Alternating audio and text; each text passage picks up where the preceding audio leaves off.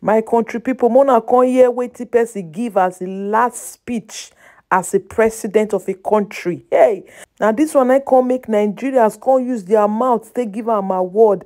The award of say the worst speech ever delivered by the outgoing president. Hey, see what this president talk o. He say make Atiku and Peter Obi make dem take act for the judgment wey judiciary wan give them. How you take know if you no connive? My people, make una listen. Me no be like say I talk too much. Democracy.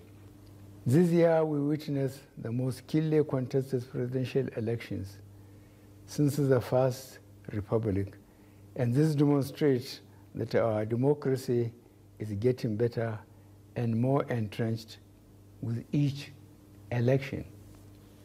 We must, as a nation, improve and sustain gains we made in the electoral process on an incremental basis for Nigeria to take its rightful place among nations.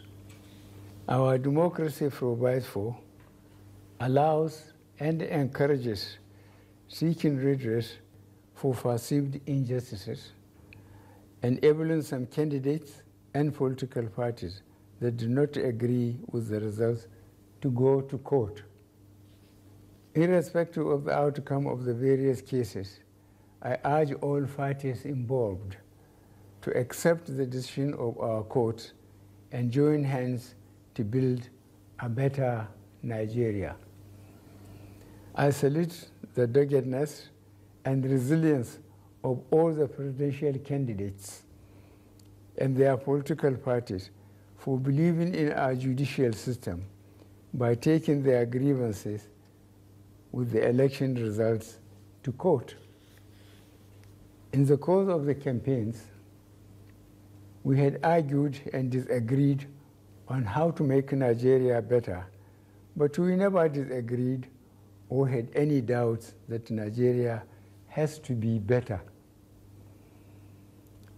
As your president, I call on all of us to bring to bear the strengths of our individualism, the power of our unity, the convictions of our beliefs, to make Nigeria work better and together with one spirit and one purpose. To my brother, friend, and fellow worker in the political terrain for the past 10 years, Asuwaju Bola Ahmed Tinubu, I congratulate you on the realization of your dream, which was propelled by a burning passion to put Nigeria among the leading nations of the world. You have indeed worked for this day, and God has crowned your efforts.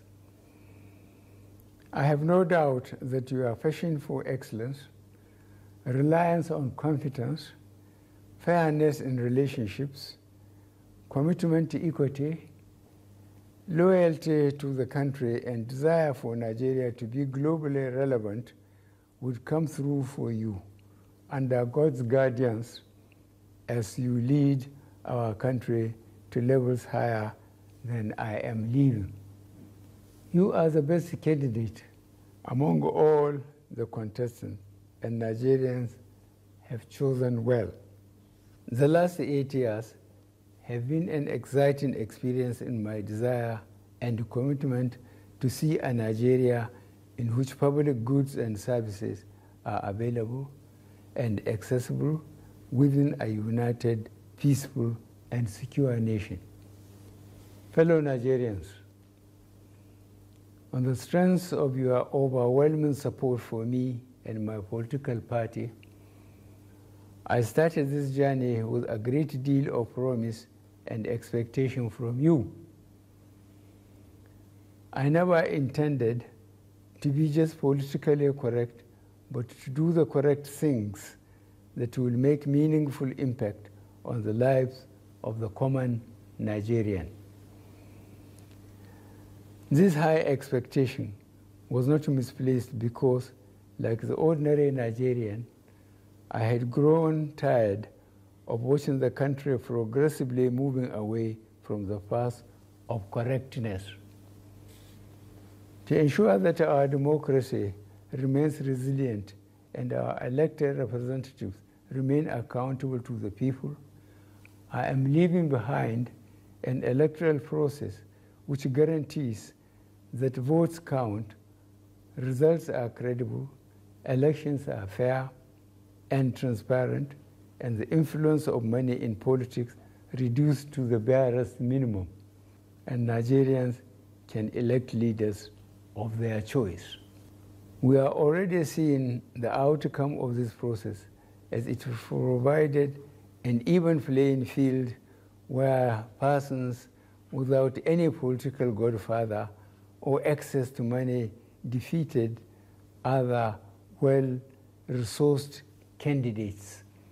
The Nigerian economy has become more resilient due to the various strategies put in place to ensure that our economy remain afloat during cases of global economic downturns. You will all recall the supply chain disruptions and economic downturn that the world witnessed between 2020 and 2022 as a result of the COVID-19 pandemic. The depthness of our response to the pandemic still remains a global best practice.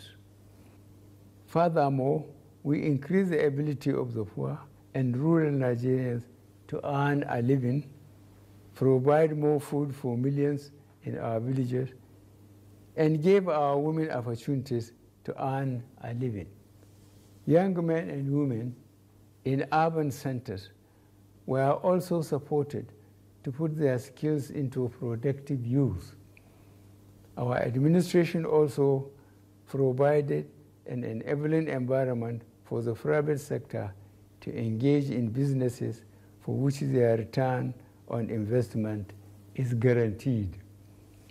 The private sector proved a strong partner in our drive to build a resilient and sustainable economy, as evidenced by the growing number of turnkey projects in various sectors of the economy. In the course of revamping the economy, we made some difficult choices, most of which yielded the desired results. Some of the measures led to temporary pain and suffering, for which I sincerely apologize to my fellow countrymen, but the measures were taken for the overall good of the country.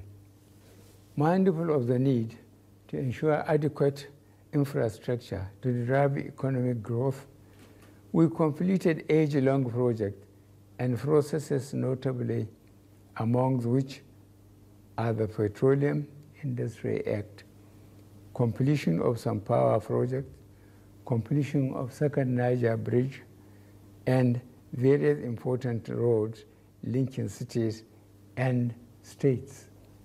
Our battle to ensure that all Nigerians live in a safe and secure environment have achieved considerable results. As I complete my term in office, we have been able to reduce the incidences of banditry, terrorism, armed robbery, and other criminal activities considerably. To sustain the gains made so far, I call on all Nigerians to be more vigilant and support the security agencies by ensuring that our values defined by being your brother's keeper govern our actions. Up till now, I still grieve for our children still in captivity, mourn with parents, friends, and relatives of all those that lost loved ones in the days of the senseless brigandage and carnage. For all those under unlawful captivity, our security agencies are working round the clock to secure their release unharmed. Fellow Nigerians, you know how dear the desire in my heart to rid the country of corrupt practices that had consistently diminished our efforts to be a great country. I did pursue this commitment relentlessly, in spite of the expected pushback. I am happy that considerable progress had been made in repatriating huge sums of money back to the country and also taken over properties illegally acquired from our Commonwealth. To improve our service delivery, we began the implementation of a number of reforms aimed at producing an efficient, productive, incorruptible, and citizen-oriented federal civil service, and the results are beginning to show.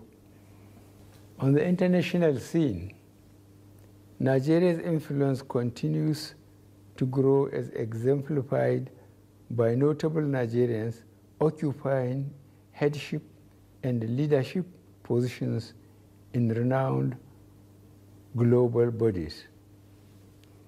Our democracy is built on and continues to thrive on the principle of separation of powers. The leadership and members of the National Assembly deserve my appreciation for their patriotism, which did not detract from their roles as a check to the executive arm.